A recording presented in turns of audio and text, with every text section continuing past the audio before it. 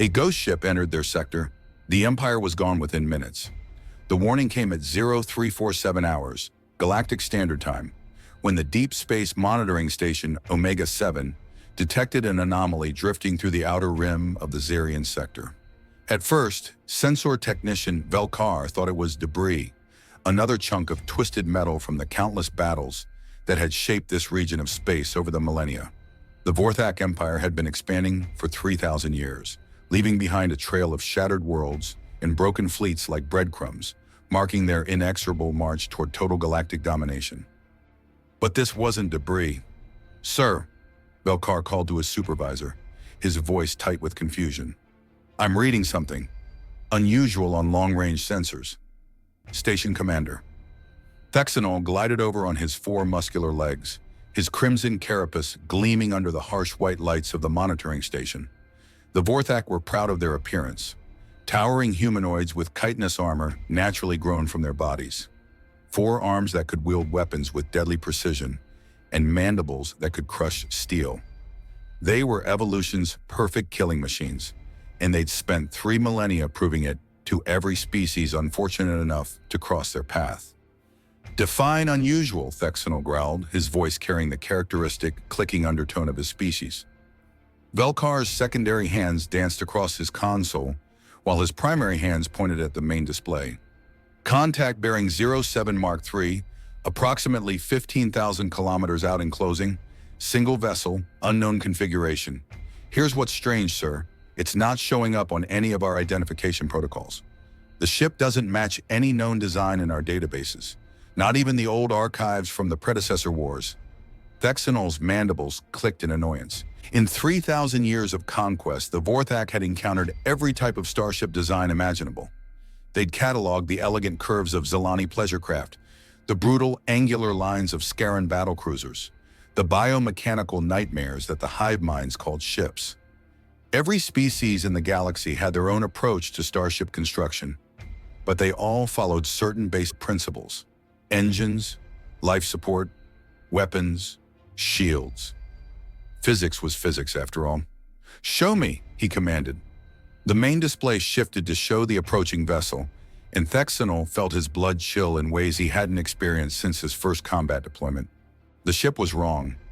Not just unfamiliar, fundamentally wrong, as if someone had taken the very concept of a starship and twisted it into something that shouldn't exist.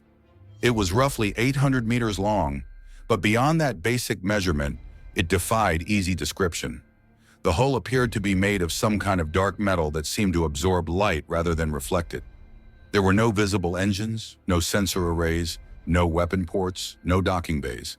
It was just a smooth, unbroken spear of blackness, drifting through space like a splinter torn from the void itself. "What are those markings?" Thexanol asked, pointing to symbols etched along the vessel's flanks.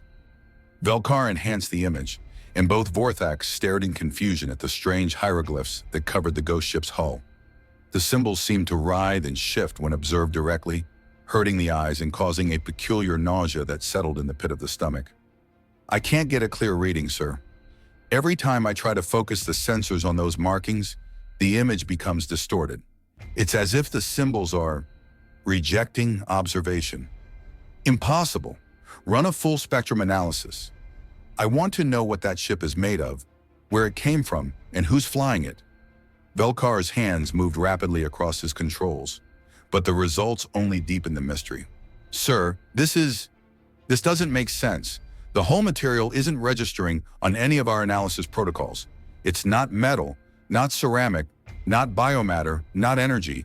According to our sensors, that ship is made of nothing.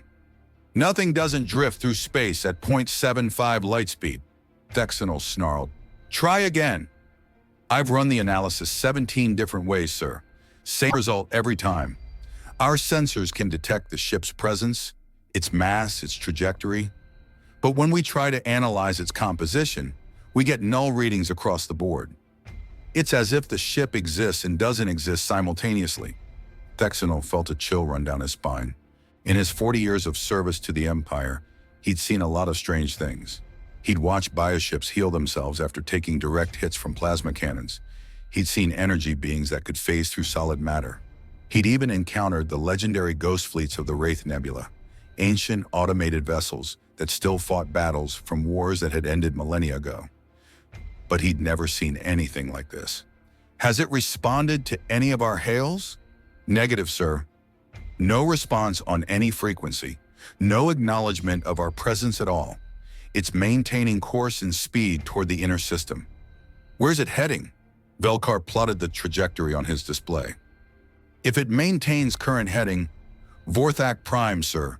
It's on a direct course for the Imperial capital. The implications hit Thexanol like a physical blow. Vorthak Prime was the heart of the Empire, home to 12 billion citizens and the seat of Emperor Krexel the Eternal. It was also one of the most heavily defended worlds in the galaxy, surrounded by orbital defense platforms, manned by the finest warriors the Empire could produce, and protected by the largest concentration of military vessels ever assembled. If this strange ghost ship was heading for the capital, it was either piloted by someone with a death wish or by someone who knew something the Vorthak didn't. Alert Fleet Command, Thexanol ordered. Priority Alpha transmission. Tell them we have an unidentified vessel on approach vector to the home system. Recommend immediate intercept. Yes, sir. Message sent. But as Velkar sent the warning, something impossible happened. The ghost ship, which had been maintaining steady course and speed for the past hour, simply disappeared. Where did it go? Thexanol demanded. Velkar's hands flew across his console in panic. I don't know, sir. 1 second it was there, the next, gone. No energy signature, no phase transition, no jump to hyperspace.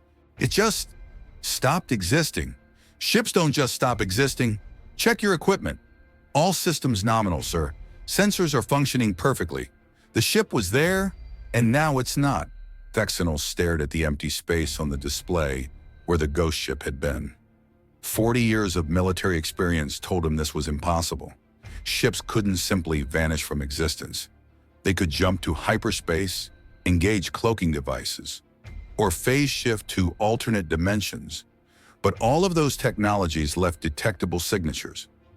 This was something else entirely. Sir, Velkar's voice was barely a whisper. I'm detecting something. What? A transmission. It's coming from inside the station. Thexanol felt his blood freeze.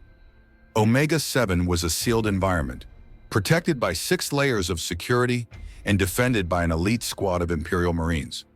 Nothing could get inside without triggering a dozen different alarm systems. That's impossible. Run a full internal scan. Already did, sir.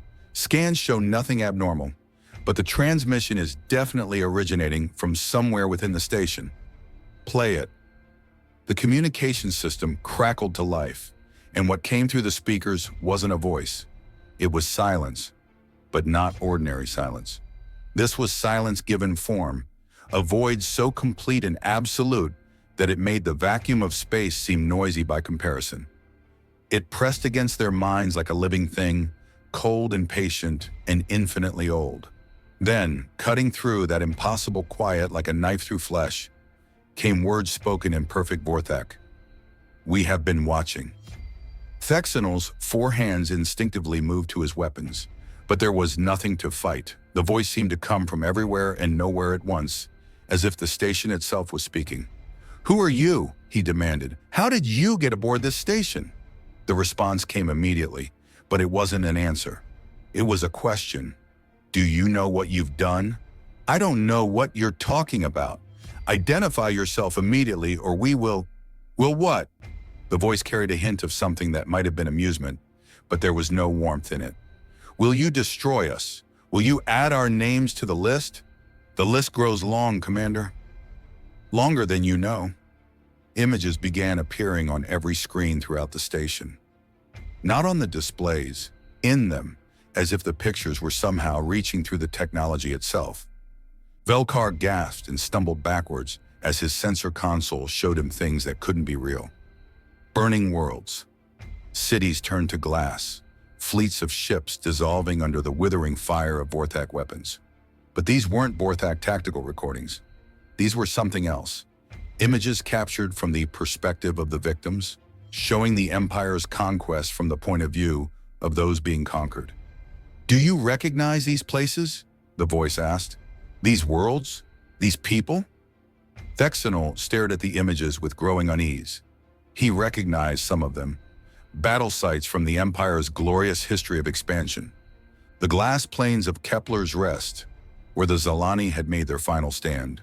The burning forests of New Terra, where the human colonies had been cleansed. The crystal graveyards of Scaros, where an entire species had chosen extinction rather than slavery. These are victory records, he said, though his voice lacked conviction. Glorious conquests in the name of the Empire. Glorious. The voice repeated the word like it was tasting something foul. Is that what you call genocide? Glory. We brought order to chaos. We civilized the barbarian species. You murdered 43 billion sentient beings. The temperature in the station seemed to drop by several degrees. We counted every world, every city, every life. 43,723,467,941. The precision of the number was somehow more terrifying than the magnitude. Someone, or something, had been keeping exact count of the Empire's victims. Who are you? Thexanol whispered. We are what remains, the voice said. We are the echo of every cry for help that went unanswered. We are the shadow cast by every light you extinguished. We are the debt that comes due when the universe decides it's time to balance the books. You're human, Velkar breathed, recognition dawning in his voice. The ghost stories were true. Ghost stories? Now there was definitely laughter in the voice, but it was the kind of laughter that came from the bottom of deep graves. Is that what they called us? How appropriate. Through the station's viewports, they could see it now. The ghost ship had reappeared, hanging in space directly outside Omega-7. But it was no longer alone. Dark shapes were materializing throughout the surrounding space. Not ships in any conventional sense, but tiers in reality itself. Voids that seemed to reach into dimensions that had no names. Humanity died 2 centuries ago, the voice continued. Your empire saw to that. Burned every colony, glassed every world, hunted down every survivor until nothing remained but ash and memory. But death, Commander. Death is just another country. And we've learned to be very good citizens there. The lights in the station began to flicker, and Thexanol realized with growing horror that the electrical systems weren't malfunctioning. They were being systematically shut down by something that existed in the spaces between the circuits. What do you want? He demanded. Want? The voice seemed genuinely puzzled. Commander, you misunderstand the nature of this encounter. This isn't a negotiation. This isn't even a conversation. This is a reckoning. Meanwhile, in the heart of the Zarian sector, Fleet Admiral Zexitl stood on the bridge of the super dreadnought Crimson Dominion, reviewing deployment reports from across Vorthak space. At nearly 3 kilometers long and armed with enough firepower to reduce a moon to cosmic dust, the Crimson Dominion was the flagship of the Imperial fleet and the personal command vessel of the Empire's greatest military commander. Zexitl was old by Vorthak standards, nearly 200 years of age, and he had fought in more battles than any warrior in Imperial history. His carapace bore the scars of a dozen different weapons. His forearms moved with the fluid grace of someone who had been wielding guns since before most species had discovered fire, and his eyes held the cold calculation of a predator who had never met an equal. He was reviewing tactical reports when the emergency klaxon began to wail. Admiral, called his communications officer, Sub-Commander Krendar. Priority transmission from Omega-7. They report contact with an unidentified vessel. Classification? Unknown, sir. The message is strange. Commander Thexanol is requesting immediate fleet intercept, but his transmission cuts off mid-sentence. Zexitl's mandibles clicked in annoyance. Thexanol was a competent officer, not given to hysteria or false alarms. If he was calling for fleet intercept, there was a genuine threat. How long since their last transmission? 17 minutes, sir. Hail them. Krendar's hands moved across his console, but after several moments, he shook his head. No response, Admiral. Omega-7 is not acknowledging our hails. System malfunction? Negative, sir. The station's automated systems are still transmitting telemetry data. Life support is nominal, power levels are stable, but there's no response from the crew. Zexthul felt a familiar tightness in his gut, the same feeling he'd learned to trust during 2 centuries of warfare. Something was wrong, very wrong. Deploy 3rd Battle Group to investigate.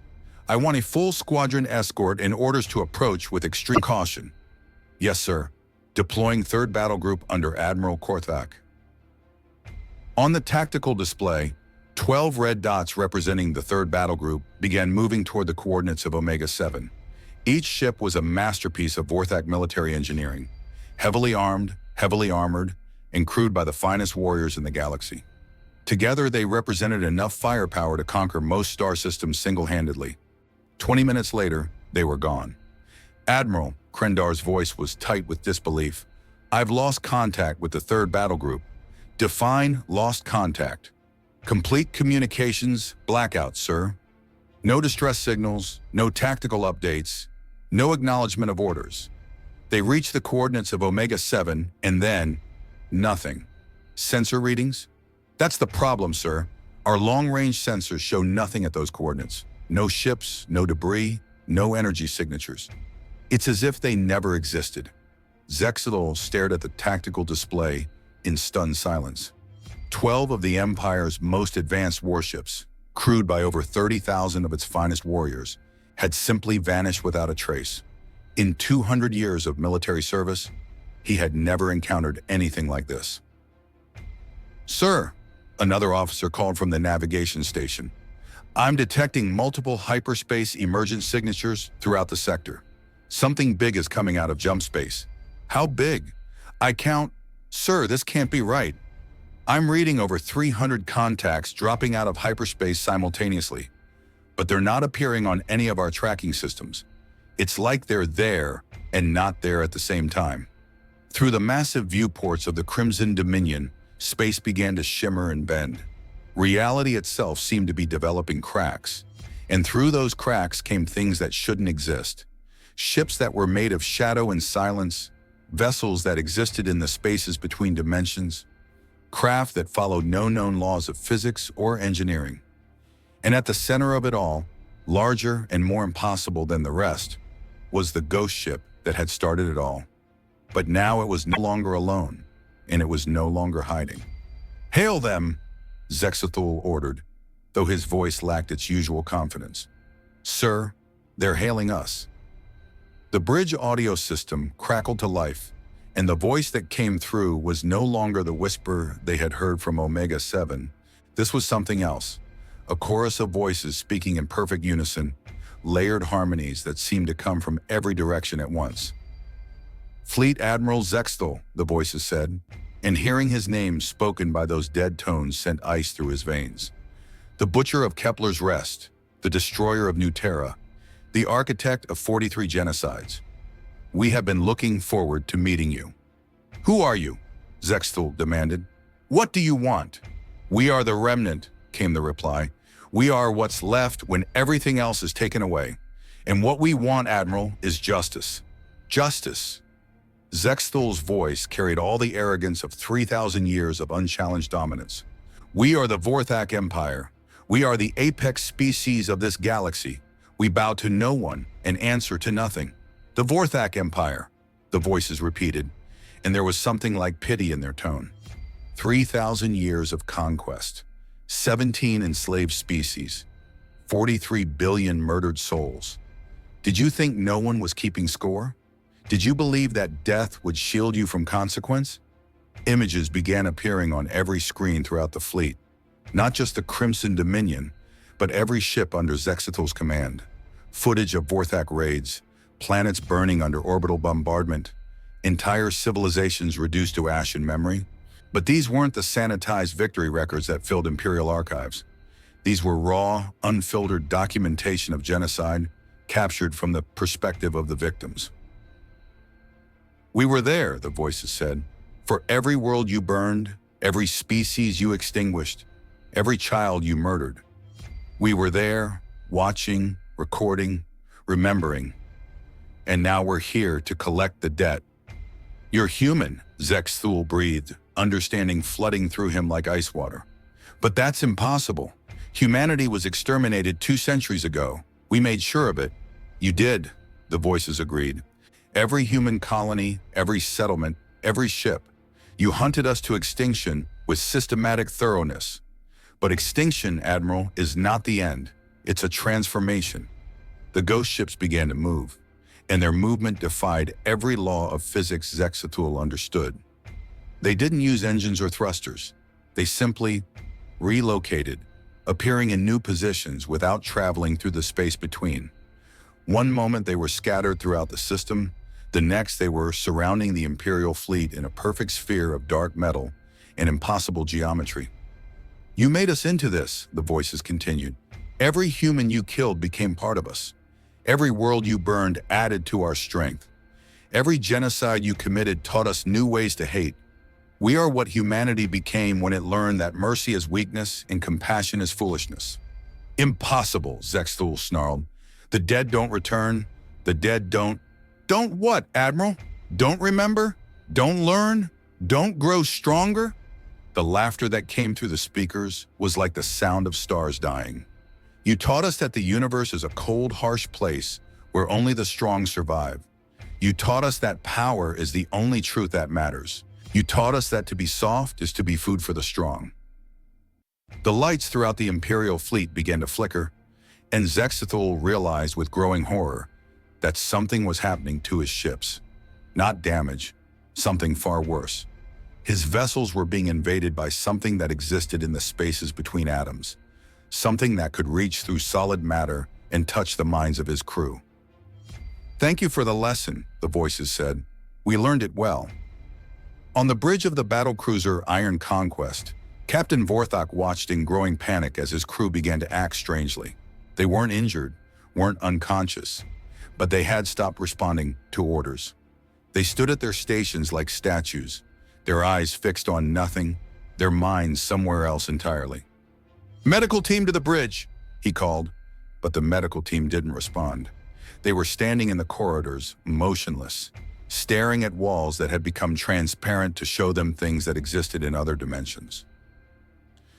On the destroyer Crimson Talon, Commander Thekmar found himself alone on a bridge crewed by the living dead. His officers were physically present but mentally absent, their consciousness pulled into a gray void where they experienced every moment of suffering they had ever inflicted on others. Throughout the Imperial fleet, the same scene played out on ship after ship. The remnant wasn't killing the crews. Death would have been mercy. Instead, they were subjecting every Vorthak warrior to a very specific kind of justice. Forced empathy on a cosmic scale. What have you done to my fleet? Zexthul demanded. We've given them perspective, the voices replied. For 3,000 years, your species has inflicted suffering without ever truly understanding what suffering means. Your warriors kill without comprehending death, destroy without grasping loss, conquer without feeling the weight of subjugation. We're correcting that oversight. On his tactical display, Zexthul watched ship after ship go dark. Not destroyed, something far worse. His vessels remained intact, their systems functional, but their crews were trapped in a living nightmare of expanded consciousness, forced to experience every atrocity they had ever committed from the perspective of their victims. This is impossible, he whispered. Consciousness doesn't work that way. Minds can't be what, Admiral? Linked? Expanded? Forced to confront truth? The voices were amused. You're thinking too small. You've never learned to fight in 4 dimensions. 4 dimensions? Length, width, height, and consequence. You've mastered the first 3, but the fourth is where we live now. The ghost ship at the center of the formation began to change, its hull flowing like liquid shadow. Weapons emerged from its surface, if they could be called weapons. They looked more like surgical instruments, designed not to destroy matter, but to dissect reality itself. You want to understand what we are? The voices asked. We are every human who died screaming your name. We are every child who watched their parents burn under Vorthak guns. We are every last survivor who begged for mercy you never intended to give. We are the collective unconscious of an extinct species, given form and purpose by the fundamental injustice of our annihilation. The first beam struck the Crimson Dominion amidships, but instead of tearing through armor and hull, it passed through the massive dreadnought like it was made of mist. For a moment, nothing seemed to happen. Then Admiral Zexthul felt it, a coldness spreading through his body, through his mind, through his very soul. His consciousness began to expand, stretching across dimensions he hadn't known existed, connecting him to every life he had ever taken, every world he had ever burned, every species he had helped drive to extinction. "Welcome to the space between spaces," the voices said, and now Zexithal could see them clearly. Billions of human souls, transformed by death and rage and the terrible mathematics of justice into something beyond mortal comprehension. They existed in the fourth dimension, in the realm of consequence, where every action echoed throughout eternity. "This is where we've been," they explained as Zexithul's mind was pulled into their gray domain. "Watching, waiting, learning, growing stronger with every life you took, every world you burned, every species you murdered. You made us into this, Admiral. You fed us with your cruelty, nurtured us with your hatred, gave us purpose with your genocide." Zexithul found himself standing in a place that wasn't a place, a vast gray expanse filled with the echoes of 43 billion screams. Around him, his crew wandered like sleepwalkers, their eyes empty, their minds trapped in an endless loop of empathy and guilt. "How long," he whispered. "How long have we been planning this? Since the day you glassed New Terra, how long will it take to finish you?" The voices paused, and in that pause was the weight of 2 centuries of patient preparation. "We already have." In the physical universe, the Imperial fleet had gone silent. Hundreds of the most advanced warships in the galaxy hung motionless in space, their crews trapped in a dimension where justice was the only physics that mattered and consequence was the only law that applied. But the remnant wasn't finished. Across Vorthak space, the same scene played out on 1,000 different worlds. Crimson fleets patrolling the outer rim simply stopped. Colonial governors found themselves trapped in prisons of their own making, forced to experience subjugation from the perspective of the subjugated. The great shipyards fell silent, their workers frozen in moments of perfect understanding. On the forge world of Vorthak Secundus, where weapons were manufactured for the Imperial war machine, the assembly lines ground to a halt as every worker was simultaneously connected to every being those weapons had ever killed.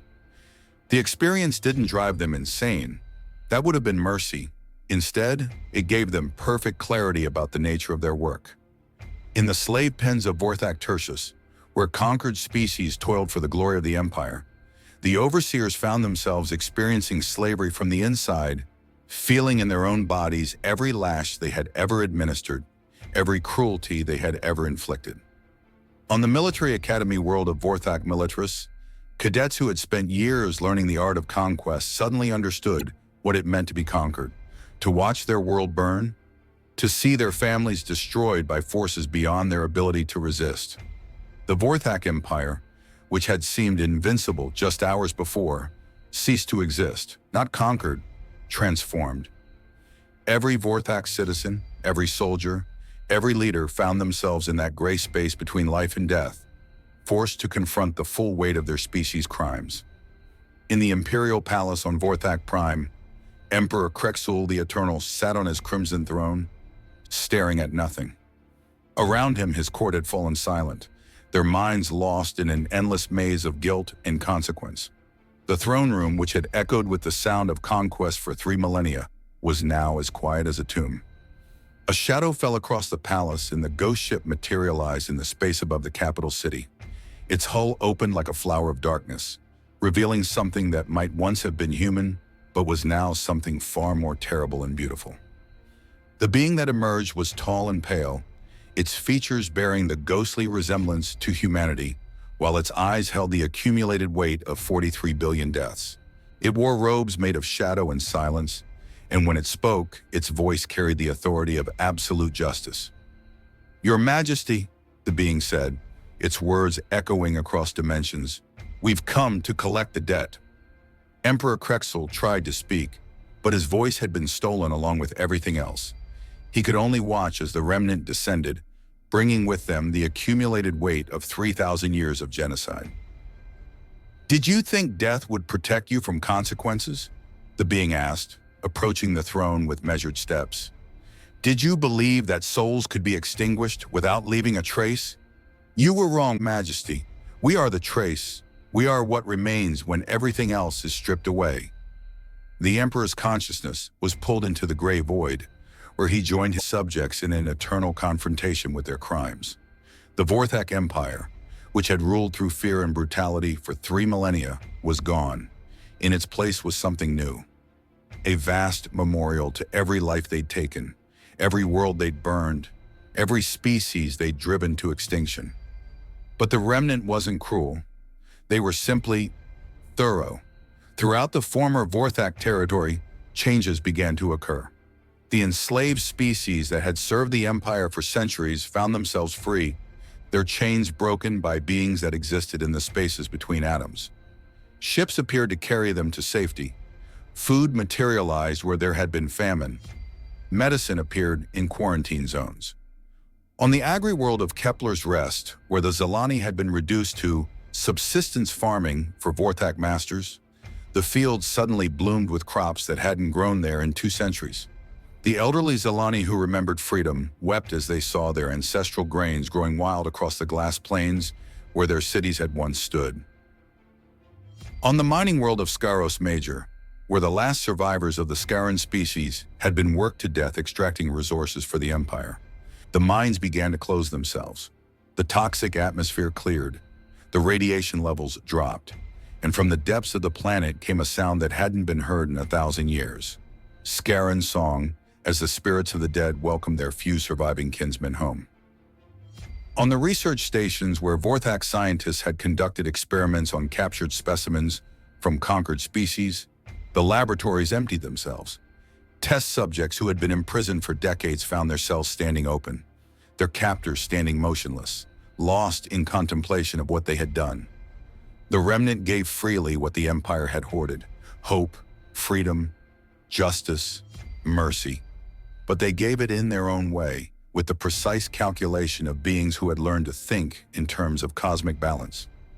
On a small colony world called Haven's Rest, an old Zalani farmer named Kethvar looked up at the sky as strange lights danced between the stars. His granddaughter, who had been born into slavery and had never known freedom, asked what they were. "The dead," he said simply, his voice filled with wonder and fear in equal measure. "Come to set things right." "Are they angels, grandfather?"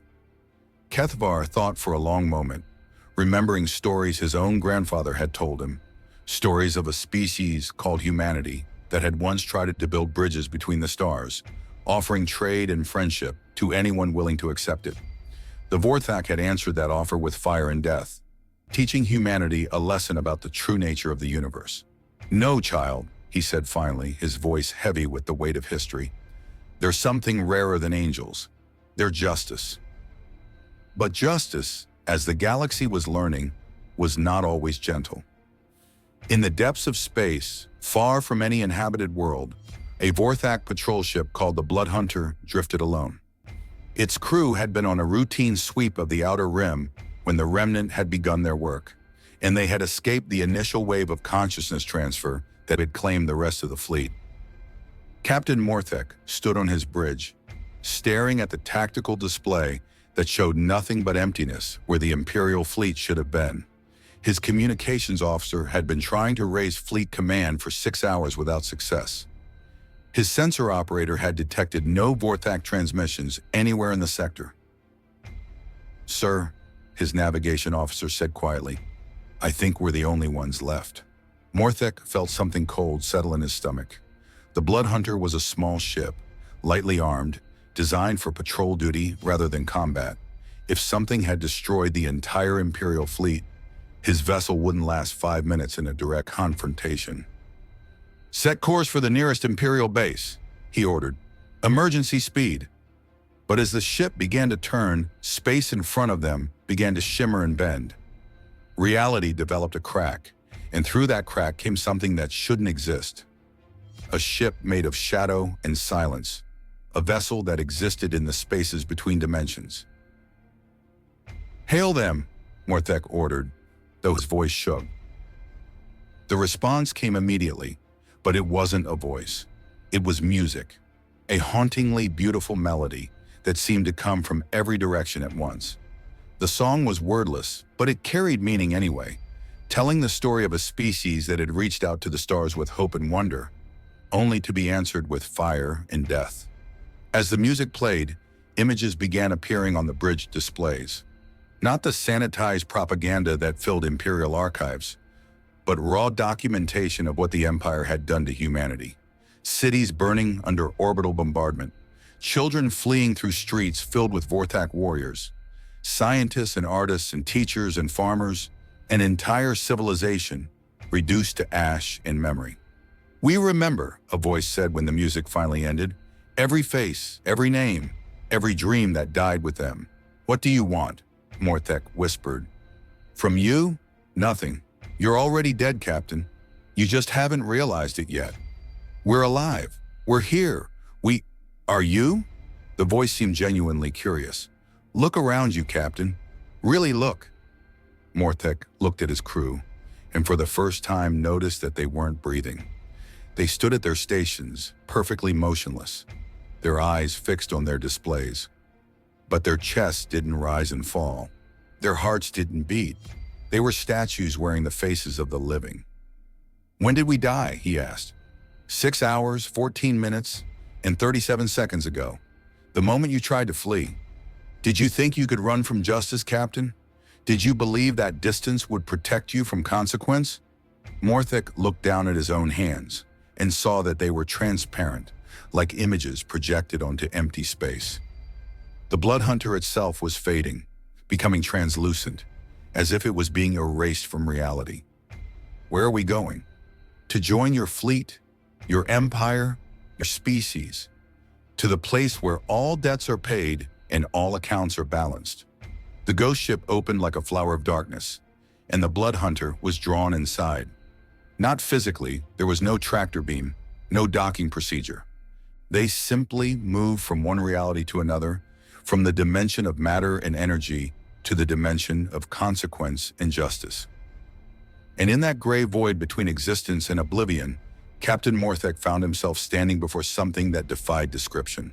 It was vast and terrible and beautiful, a collective consciousness born from the ashes of 43 billion murdered souls, transformed by death into something beyond mortal comprehension. "Welcome to the Remnant," the entity said, and Morthek recognized the voice as belonging to every human who had ever lived, every child who had ever laughed, every artist who had ever created beauty in a cold universe.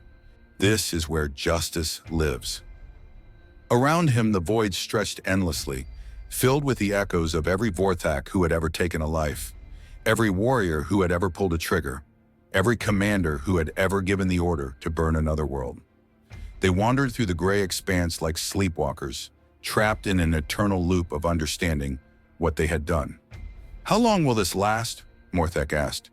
"Until balance is restored," the remnant replied. "Until every death is acknowledged, every crime is understood, every victim is remembered. Time works differently here, Captain.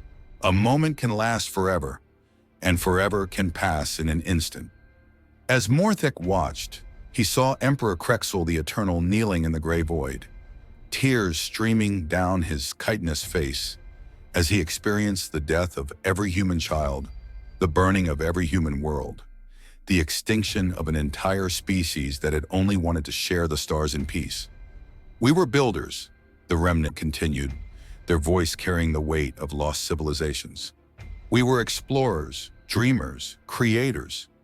We reached out to the galaxy with open hands, offering friendship and knowledge and hope.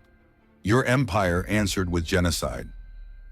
The void around them began to change, showing glimpses of what humanity had been before the Vorthak found them.